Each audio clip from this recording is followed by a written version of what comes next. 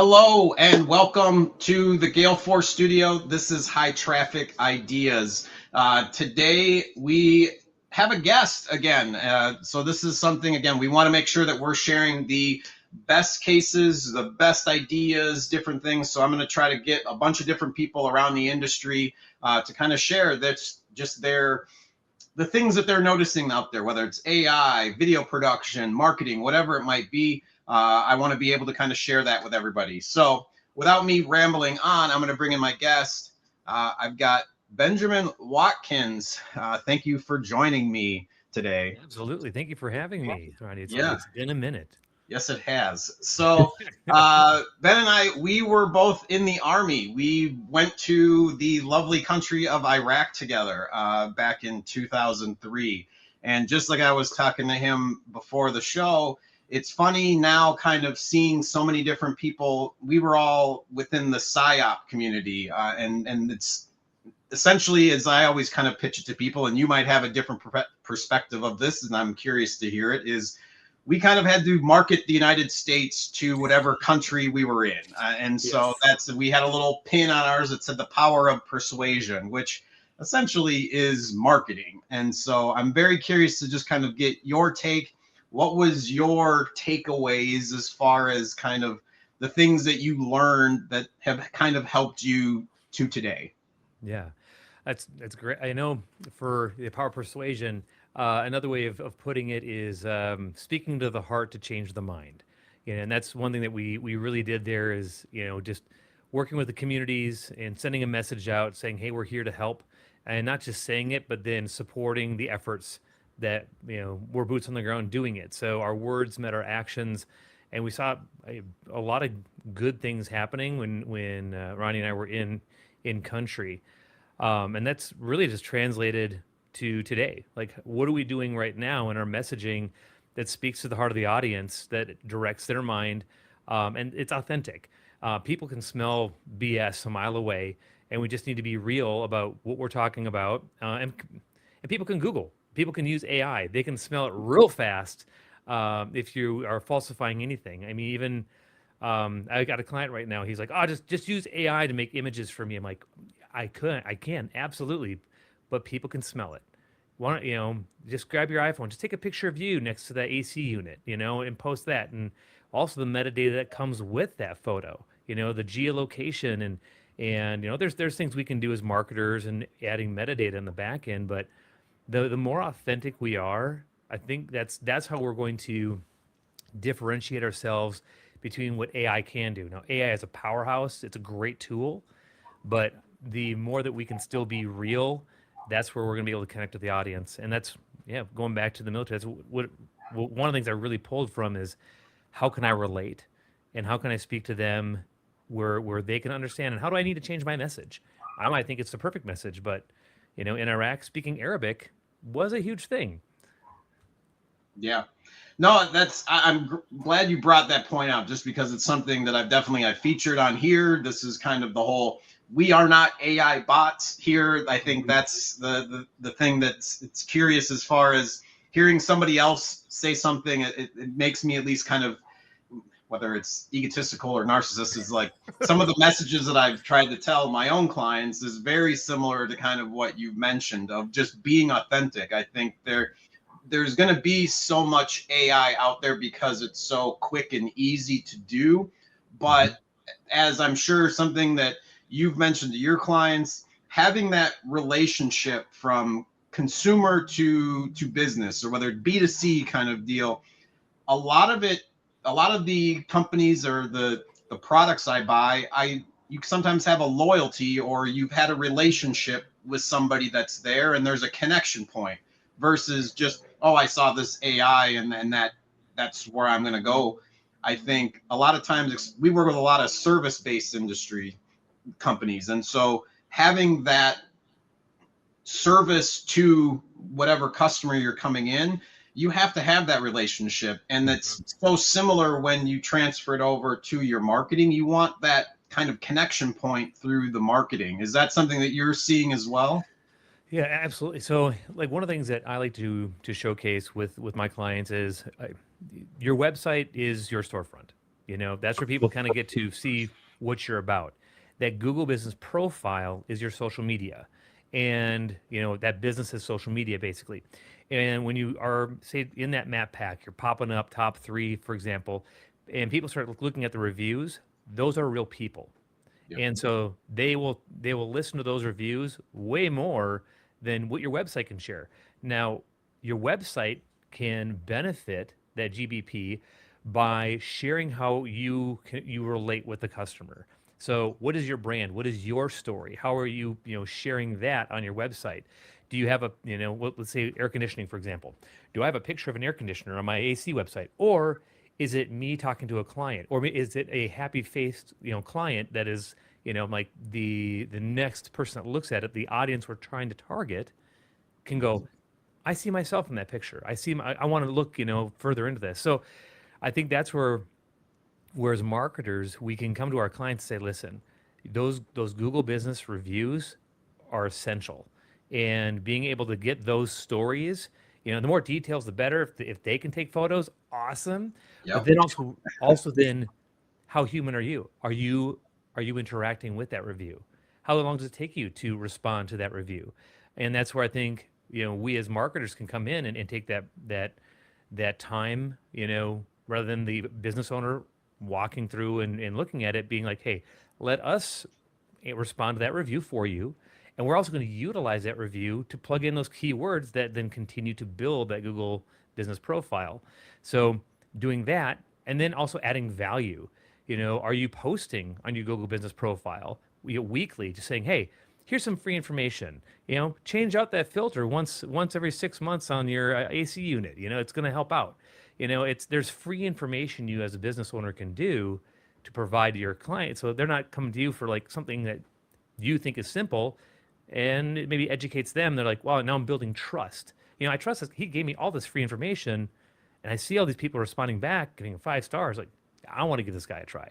I don't know if I just went down a complete rabbit hole for you, but No, to me that's I have like, have you been listening to my calls with my clients? Because you're saying all of these key points that I'm usually mentioning. I think that at least for us, we do a lot of like, I want to say macro style blogs of like, hey, this industry can offer this. But one of the things, at least within this last year, I'm trying to shift and be like, hey, we need your images. I need you to take pictures of different things and post them onto your Google business profile, just like what you were saying. Because one, if it's, at least for us, because we work with a lot of window tinners, if you've put on a store decal and someone's driving past that, that's going to stick in their head because it's something that they see on a regular basis versus some stock photo that we use. And so that's where, and I couldn't agree more with kind of every point that you made there, just because, yeah, it's, how can you connect with that person, I think is so key to everything. And so, no, like I said, it was kind of scary because I'm like, he's reading my playbook as far as he's what I'm telling everybody, because yes, I think having the customers showcase what they're doing, just, it's, again, it kind of goes along with what I was saying, that connection is so key to everything. So as we're talking about this, I see you've got on there Mission Possible Digital. And so you mentioned to me All Things Possible. Kind of give me, what is this new entity or entities that you have going on? Kind of explain, like, what are you working on to try to build out? What's the companies? As I went and glanced at your LinkedIn profile before, it looks like there's a few of them. So we'll kind of touch on it. But yeah, let's get into Mission Possible. So Mission Possible is the marketing arm of All Things Possible. So All Things Possible is a production company doing video production for different agencies or whoever needs to tell a story. And I've been running All Things Possible for years, 15, maybe 20 years. And in the last few years, I've had a lot of businesses coming to me like, "Hey, can you help me make a story for my for my website or for my YouTube, or can you teach me how to do this?" And I ran into a gentleman. He's actually kind of become a mentor, which I think we all need as marketers. There's other people that have been in the industry a lot longer than myself that I'm still learning from. And he's like, Ben, he's like, you're a great storyteller. Why don't you help businesses with their Google business profile? Help them tell their story, because that's when people are Googling like plumber near me. And so I'm like, sure. So he was really stepping me through and still is educating me on like, here's what you can do. Here's your possibilities. Here's your, and so he's like, hey, you should really make a marketing arm. So I like all things possible, because everything's possible. It's just, what are you willing to commit to? And we started talking about, military, and we were always on a mission. Sometimes missions seemed impossible, but it's like, well, we maybe need to reframe the mindset of the mission, because if we want to execute something, it's possible, but what is our commitment to it? So Mission Possible Digital, part of All Things Possible, kind of that tying in the same name, possible. But yeah, so that's marketing for you. But yeah, so that's really where it started. Over 20 years of video production work, filming stories, telling stories, and that is I think a big thing that we get to bring is helping our clients tell their story. And yeah, that's kind of where I'm at right now. On a personal note, just had a conversation this morning with the gal. She made a documentary about her dad, who was in World War II, or was her grandfather in World War II. And I asked her, I'm like, how did you get funding for this? Because I'm trying to do a documentary about the 13th Psychological Operations Battalion and what we were like when we were an enemy prisoner of war battalion. So I'm going about that side, putting on my producer hat, from doing film, and we've already got a distributor. PBS has already said, "Yep, we're in. You make the movie, we'll air it." So it's doing those passion projects. I love telling other people's stories. This one's a little more personal, and because of those I served with, and that battalion that we were both a part of, that's not their mission anymore. And I want to make sure we capture that story before it's lost to history. So that's something that I'm adventuring into right now too, and I've been doing. So I mentioned before we kicked off, talked to a mutual friend of ours that we both deployed with, and he's excited about it too. So I think it's definitely something that we have to do for ourselves. We help our clients, but also being able to be creative for ourselves to get that out, because it also, I think it gives us an ability to see how we can serve our clients, maybe even in a new way. So always bringing in those fresh ideas. No, that's awesome. I'm definitely. I remember seeing some links and some posts about it. I'm glad to hear that it's still going along and that it's actually got some wheels turning. So that's. I'm excited for you, and also excited to see it once it comes out, because yeah, it is something personal. We were a part of that, and I'm curious to kind of see just the story that you put together. That was one thing I always definitely felt you were a really good storyteller, and at least for me, that's been something I've known I need to be better at, because one, whether it's for myself to kind of explain different things, that's why I try to just talk into a camera a lot more, just because I feel like something will come out that makes sense in some sort of story, and the more you do, the better you get. And so having gone through and looked at some stuff, I'm definitely curious. I noticed, since you are creating these different stories, that you actually have an Emmy win. And so I'm very curious about this, because it's on your website. And so that you're an award-winning, whether it's director, producer. I'm definitely curious. Tell us more about that project and how that came to be, and maybe it's a little off topic from what we just said. No, I'm very curious to know about that, because yes, you have this background, and so this is something I'm wanting to know a little bit more about versus just the blurb that you had on the website. Yeah, sure. So, wow, years ago, it's like over 10 years ago, a friend of mine that I used to do some production work with just called me up and said, "Hey, Ben, we got a pro bono gig we're doing. It's a World War II veteran. He doesn't know how much longer he's got, but he really wants to have his story told and recorded for future generations." And the gentleman's name was Larry Tillman. He was from St. Joe, Minnesota.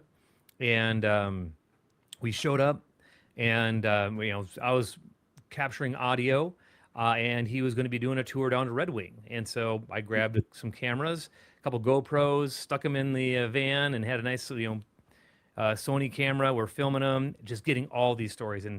And we went down, got them talking to a whole bunch of National Guard individuals who are going to be deploying.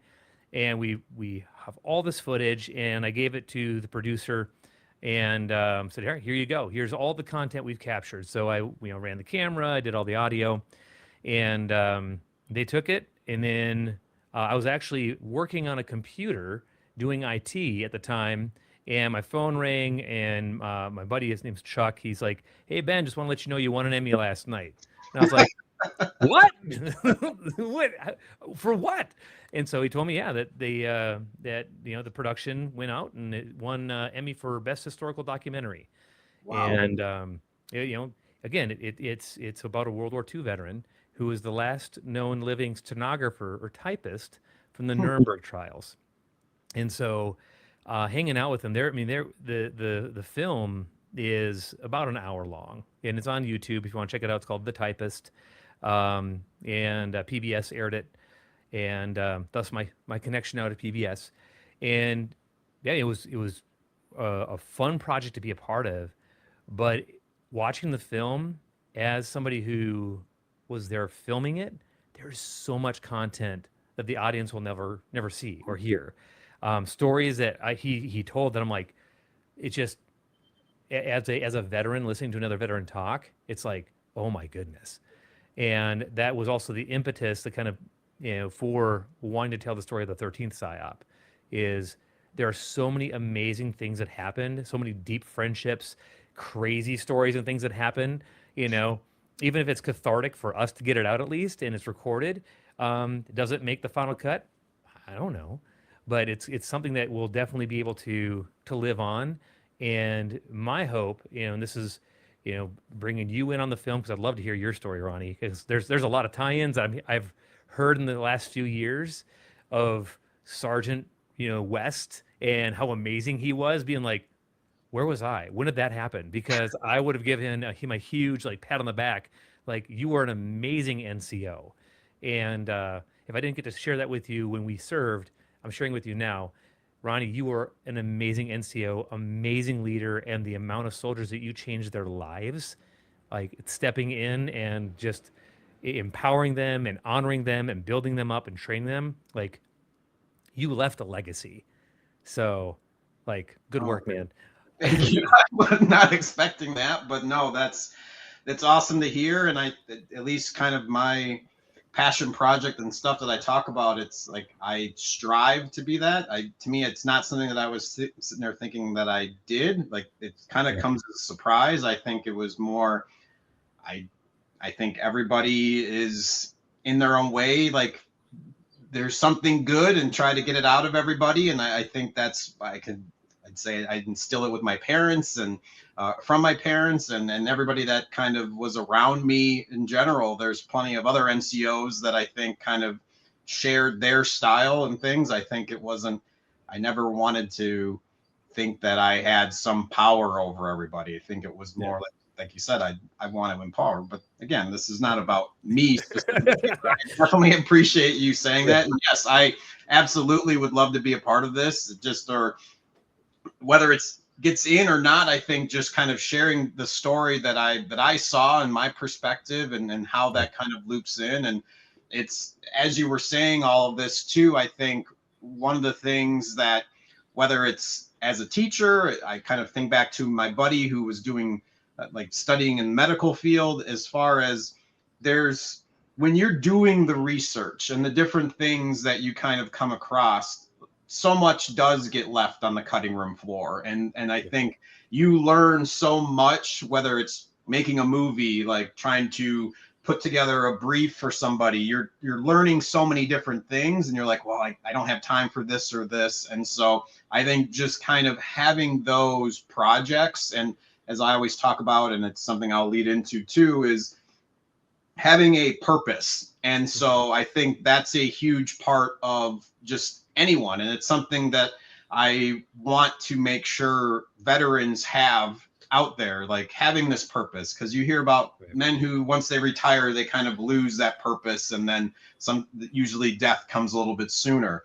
And so making sure that people have a purpose, and I'm not saying it's your specific one, but one that I definitely see. And for me, it's one of those where I shouldn't say I wish I should do more. I should be doing more, but yet we all have different things, has been just the amount of, and obviously I noticed that you were working with them, but I think being a part of the Wounded Warrior Project and kind of having this purpose that seems to be more than just, like I mentioned, I didn't even realize that it was something that maybe is a job or is just something, but it seems much more like a passion project for you. That's something that you're always going to be a part of and push and try to make sure that people are aware of the different things, or just make sure that people aren't overlooked because of whatever might have happened to them. So how did you get kind of into this project? What kind of fuels this? And to me, like, what do you see kind of moving forward with it? So for myself, I love films, and I saw a documentary about Wounded Warrior Project, and I was like, hey, that guy, I can relate with that guy. And so I called the organization and just said, hey, I don't even know if I can join. I'm not missing a limb. I'm not in a wheelchair. And they're like, well, you served after 9/11. You absolutely get to join. I'm like, well, okay. And so it was free to join. So that was good because I didn't have a lot of money. And all their services and resources were all free to veterans. They're a 501c3 nonprofit. And so that's how everything is funded, is by donors. And so I started participating in some of their different programs. I became a peer support group leader. So I was leading a peer support group. Nice. And did that for a couple of years. And a position opened up in Minnesota to cover Minnesota, the Dakotas, and Iowa. I applied. I got in. And just started hosting events to get veterans out of their houses, to get them to connect with each other, introduce them to the programs that changed my life and helped me out, and different resources. They helped me do my VA compensation stuff because they're an accredited veteran service organization on that side. And stayed with them hosting events, moved down to Texas, and then got involved this is something I never thought I'd ever do, but got involved with the government side. And it was building out this program called Constituent Affairs. And so my current role is to visit congressional offices and talk to the staff and say, hey, if you got a veteran that calls in and their need doesn't fall within the purview of the office, it's not a federal issue, but that veteran they need something, they need a resource, contact us, contact me, and we'll see what we can do and find a resource for them. So for me, as an NCO, I always wanted to make sure my soldiers are squared away. They had all the tools they needed, because I knew if I took care of them, they'd take care of me. And, that kind of mentality of like, taking care of the entire team. And that's really what it comes down to. If you have that team mindset, things go a lot easier. You can't do everything yourself. So we're working with that team. Same with making a film. I can't say I won an Emmy. No, the film won the Emmy. We just got to be a part of that story. So with Wounded Warrior Project, I still get to be that NCO and help out my brothers and sisters now across the country. And, even though Wounded Warrior Project is, marketed as a post 9/11 organization, their resource center is open to any era veteran to call. And that's what I love about it, is their heart is to serve those who have served our country. And so whether I'm with them for longer or whatever the future may have, like, my heart's still there to serve veterans in whatever capacity. If somebody has a need, I'll open my mouth and be like, hey, call this phone number, or you should get connected with, the VFW or the DAV or whoever has the tool that's going to fit the need that veteran has in the moment. So, no, that's awesome. That's amazing work. At least I think something, and obviously I don't know the timeline of when, and if you're still doing events, I think that's something, one of the other gentlemen that I kind of work with another podcast, having that in-person communication with people, just kind of those events, I think is huge. since 2020, since we all kind of are doing these video meets and stuff, and it's harder to kind of have those connection points with some people because we get so closed off. And I think that's something, as a veteran, I think, whether it's especially men in general, we kind of will trap ourselves or say something isn't wrong when it is. And so having those, maybe that little push to kind of meet up with other people and share your experiences of understanding what each of us kind of went through and within our own different stories, I think is a huge positive. And so I applaud you for that, whether it's something that's still going, but just the fact that you did it in the past, but also kind of the new venture of trying to get those resources for vets, I think is amazing as far as just figuring something out. And like you said, having the purpose. And I think that's something, knowing you, at least, granted, like we said, it's been a long time. You were always someone who kind of made sure, no different than kind of what you mentioned to me, was like you always checked on people and made sure that you always kind of had that caring heart that I always noticed. And so that's obviously hasn't gone away. And that's cool to see. Yeah. One of the things, so I've got two other kind of points I kind of wanted to jump at and surprise you. Was, you've kind of mentioned this and you've danced around it a little bit. You went back on stage last year as a thespian. And so is that something you mentioned, at least in the post, that it was something that you did 23 years prior? Yes. So this was back obviously when we were around each other. And so how obviously it's a major piece of impact in your life as far as being on stage performing. Obviously that's kind of led into movies, movie creation, kind of that whole premise as far as it goes.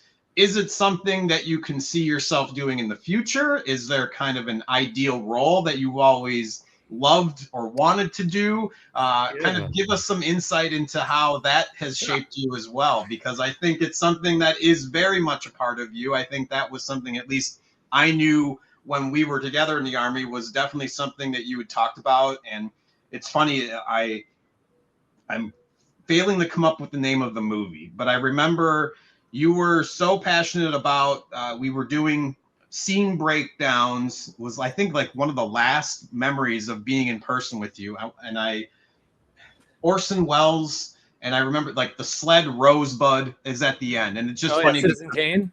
Citizen Kane, thank you. Yeah. You were breaking down Citizen Kane, like shot by shot, a little bit in different pieces.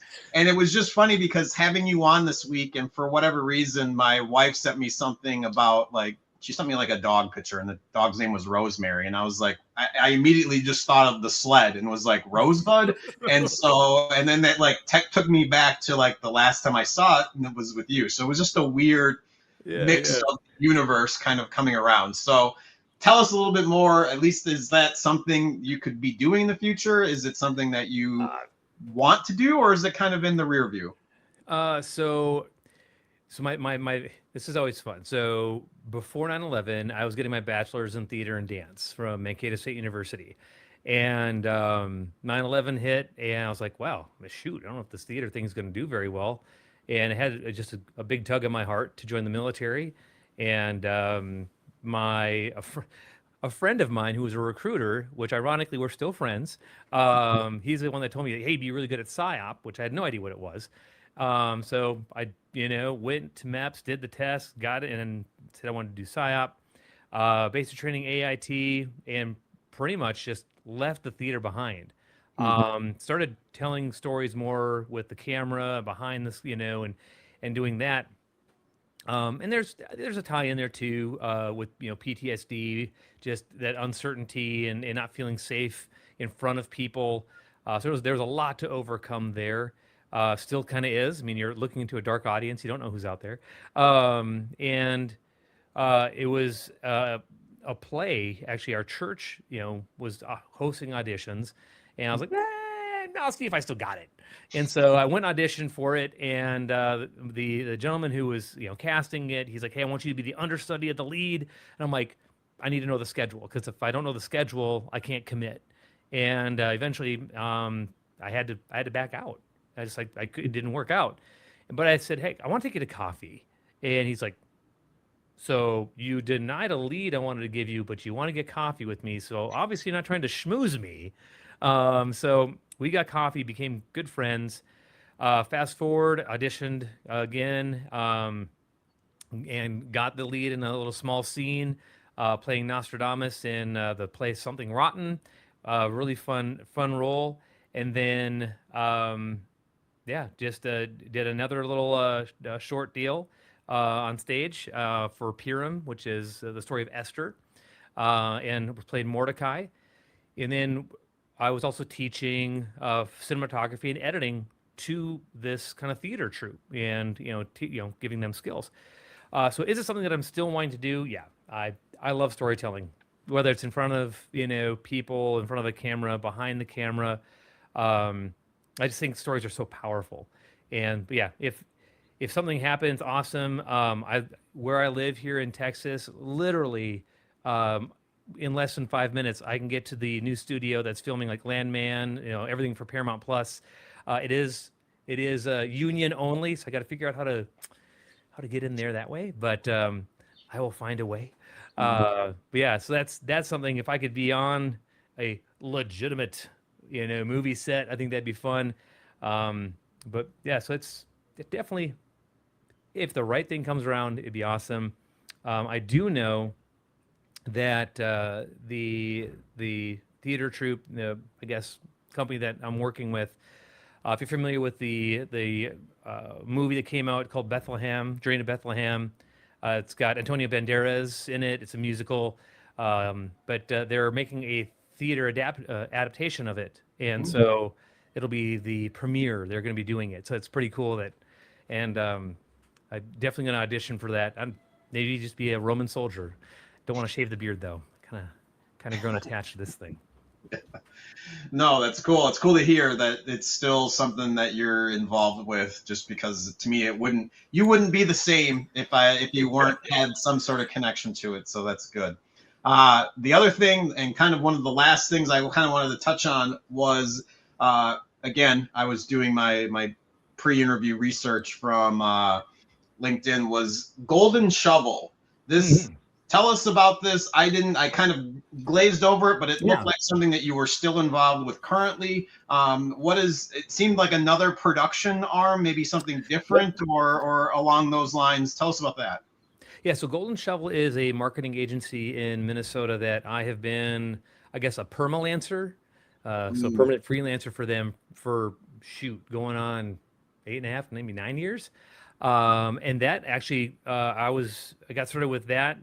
My producer friend, Greg Colbjornson, who used to own Quarter Productions, he's like, "Hey, I work for this agency. We need an editor. Would you want to jump on a job?" And I said, "Sure." He said, "Well, we're doing virtual reality 360 videos," and I'm like, "Oh, so okay." And so, having done IT for some years, I learned how to build computers. I ended up having to build my own computer because of the weight and the needs of 360 VR. The original camera we worked with was an Omni Pro, so it was like 6 GoPro cameras and this looked like a soccer ball, and you'd bring that thing out and you have to stitch all the cameras together. Now 360 cameras are way more advanced, and maybe I just have 2 really nice 360 or 180-degree cameras on them. But yeah, so permalancer for them, doing a lot of video production, web banner videos, and doing that content creation for them. So that's Golden Shovel. And actually, on that, one of the things that they really focus on is cities, counties, and state websites and building those out. And one of the things that got put out about a year is the ADA compliance for all that content. So if you've got video content that you've created and you're getting state funding, county funding, federal funding, it has to be in compliance. And they pushed it out a year, but it doesn't mean you can just stop. It means you got a little bit more breathing room, because I think the 20th was the deadline, April 20th. So I'm not sure when this is airing, but with that, being able to have closed captions that's easy enough to do. But that audio description being that second layer of video. Now I'm getting all technical, but being able to activate that, so somebody who is blind or has got a vision impairment, they can play that second track, and then it's describing what they're seeing to them for that compliance. And then also your video players have to be able to do that. So I'm on the technical side of creating that content, and then adding that audio descriptor. So if a beautiful sunset behind mountains in Montana. Okay, we just describe it, visually is there, but that's on audio track too. But then understanding how you need to structure that story is, okay, I can show a shot of mountains and the sunset, but is it long enough for the video description to talk about it? So it's really changing, how do we tell the story now to make sure we're in compliance with the ADA compliance that was written into law. So yeah, that's Golden Shovel. It's a permalance job. No, that's fascinating. We really have only dealt with the ADA stuff through websites of trying to make sure that this is accessible to understand for everybody. I had not really even thought about video wise. It's definitely, like, as you mentioned, I've definitely have seen or kind of came across those kind of that kind of content. So the fact that that is something that's ongoing is, at least for me, like a whole nother level of things to me. Please always get technical if you're on in the future. I love going down those rabbit holes because it will give me something to think about and be curious about, just because, yes, that's kind of fascinating, just because I've started doing drone work. Granted, it's kind of fallen on the wayside because I'm trying to do much more podcast work.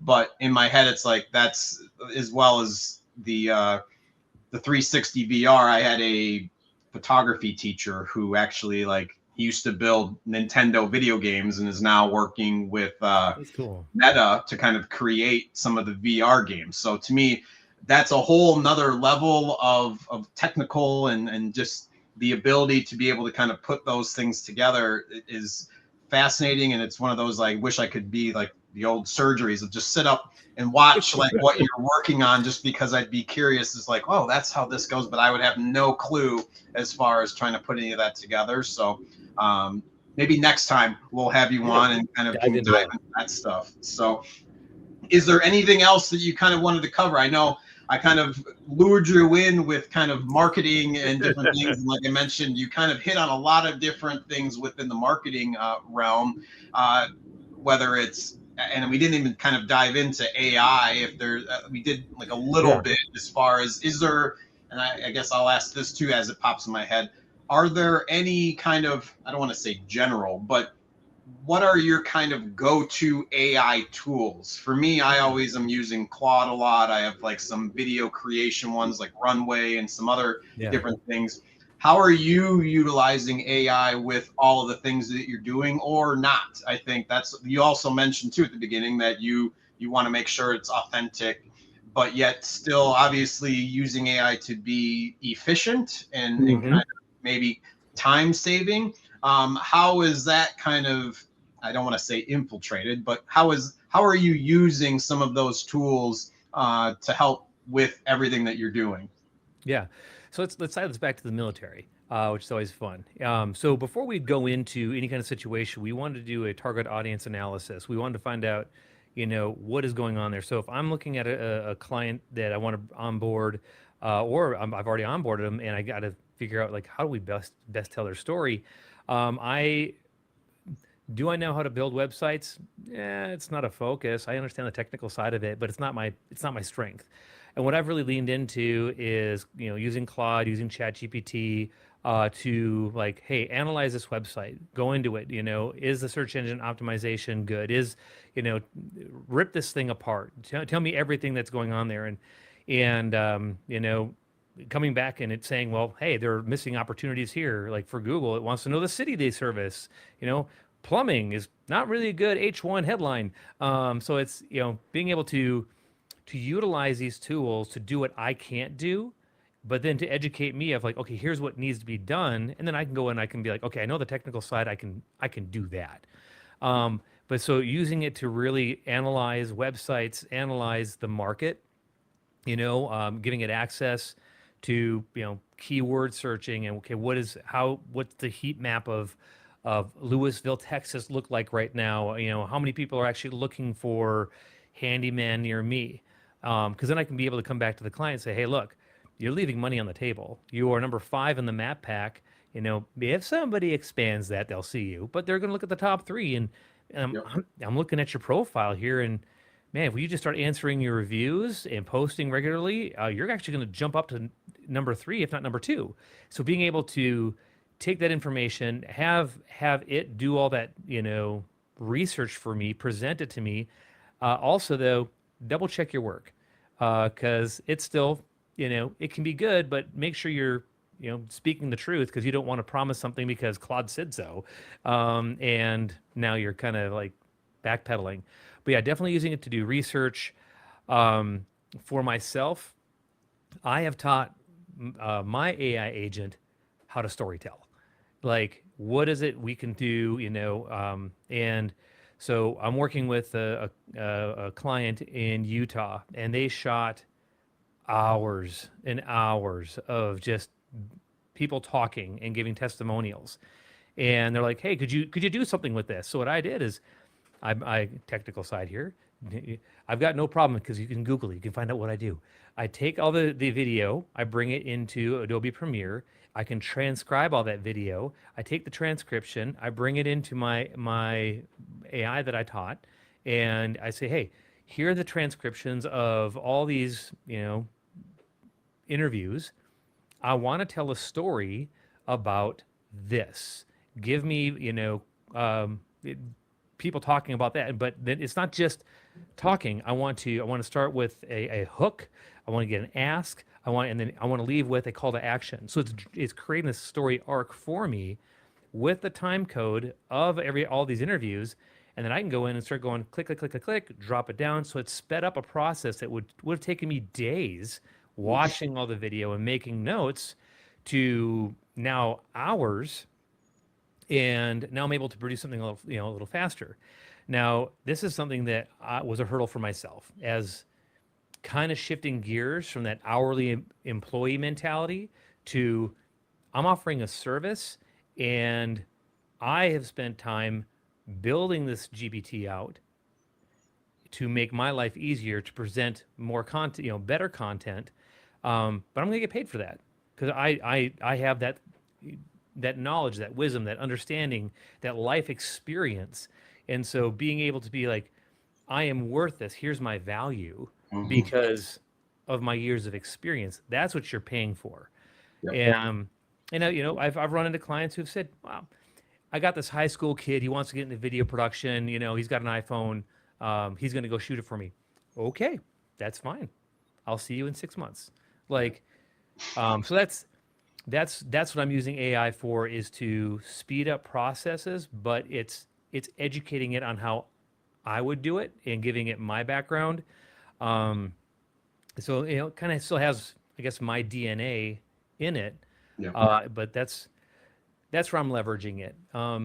Also, AI is really great. I got a UPC battery backup, and could not figure out why it wasn't working. And ChatGPT went ahead and diagnosed for me that it's crap. Got to throw it away. There's no fixing it. So that saved me a whole bunch of headaches because I was like gonna think around with it and like, oh well, shoot, let's go buy a new one. Yeah. No, I think it's fascinating with the technical stuff. I haven't gotten to the level that you've done. I've definitely done like, hey, take this transcript from one of my clients and let's create a social post or a blog post kind of from it. That's at least something that I've been kind of getting into. But that's a great idea. Obviously, like you said, it's you have your process. And so I always tell, at least I've got a couple employees, it's like, ideally we start off with an hourly, but you have a skill. And so as you kind of develop the skill, you're going to get faster, you're going to get better, and it's kind of becomes more efficient. And then, yes, at the end of it, it's more, you're paying me for this task, for the skill that I present to you because of my experience, versus saying like, oh, you're going to get 3 hours of work in. Like, that 3 hours of work with a beginner is not the same as 3 hours of work from an expert. And so that's the understanding of price, but a lot of times customers are only worried about like, well, this is what's coming out of my bottom line. So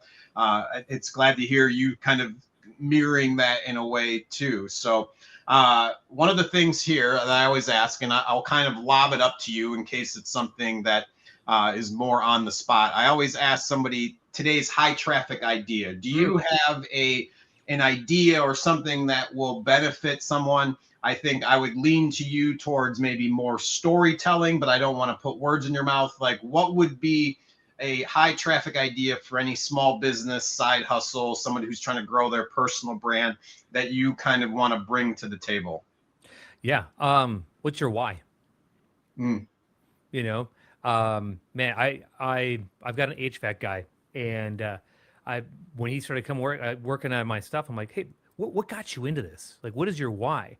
And hearing his passion behind why he does what he does, why he started his business. I mean, obviously he's here fixing my HVAC unit. Like he's got to like it, I guess. And Yeah. but him sharing like, oh man, I got into this, and him just sharing the depth of it. And then he's like, yeah, and it's benefited my family because it put food on my, he's not doing it just to provide for his family. He's doing it because he loves it and he loves the technical side of it. And that was fun. And I guess my high traffic idea, or almost even challenge to people, is what is your why? And are you able to convey that to the customer, maybe even to yourself for clarity of why are you doing it? And if you're not, you're not passionate about it, well, why not? What drove you into it?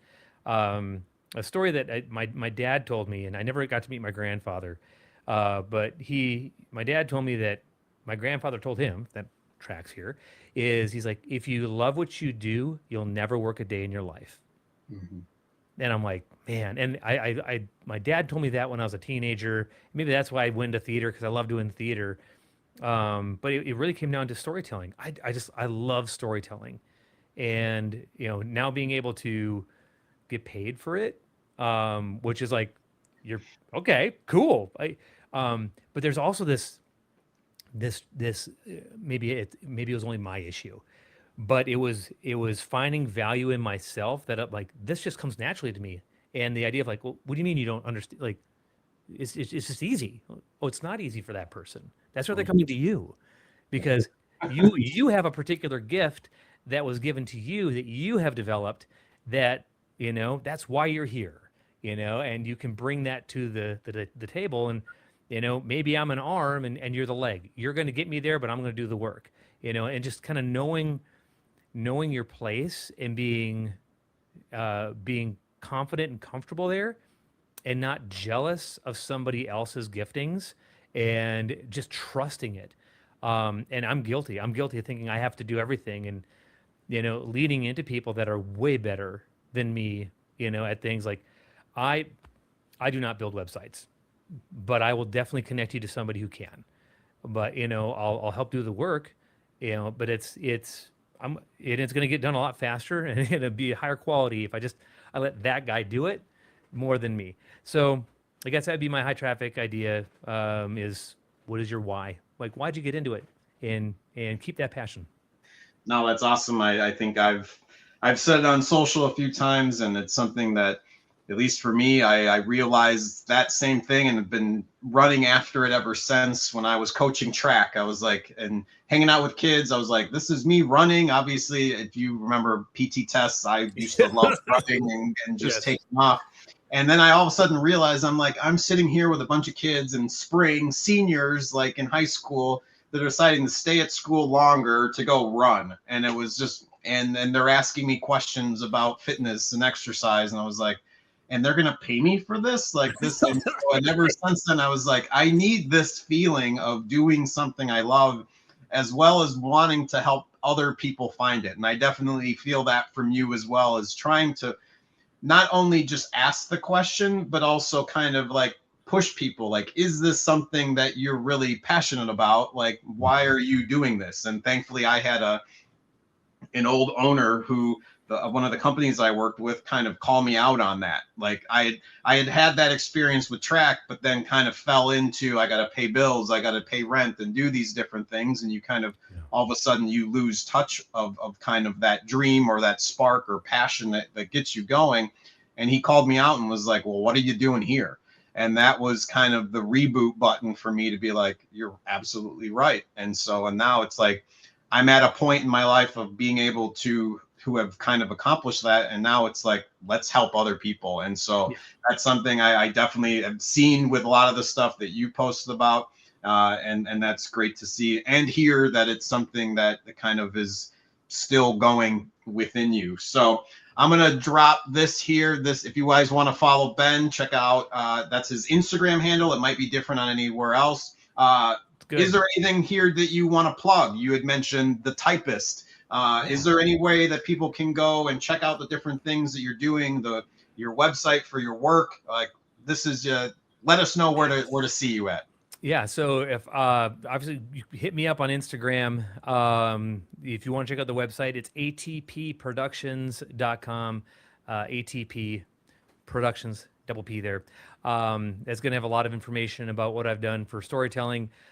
Mission Possible Digital. That website is still, I'm always working on it. It's always a work in progress. You can check that out there. But yeah, feel free. You can, yes, atpproductions.com would definitely be a place to go check out. And you can feel free, send me a message on Instagram. You can even do, Benjamin at atpproductions.com if you want to shoot me an email. But yeah, that's kind of what I'm working on right now. Hopefully in a year, maybe a year and a half, we'll have a documentary we can talk about that Ronnie's in, because we'd love to have him hear his story and just tell that story of the 13th PSYOP. No, that's awesome. Again, thank you so much for coming on. I hope we can catch up again in a few months and kind of hear what else you've been working on, and maybe we'll have other clips or whatever kind of new trailer launches, like it's actually a real talk show or something. So thank you, and I really appreciate it. Make sure you guys go check out Ben. Once again, I'm Ronnie West here from the Gale Force Studios. This is High Traffic Ideas.